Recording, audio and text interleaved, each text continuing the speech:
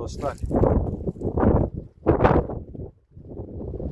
Hasan abimizin sistemleriyle almış olduğumuz şu güzellik daha 5 dakika önce geldi. Sarı kırmızı Galatasaraylı turuncu boncuğa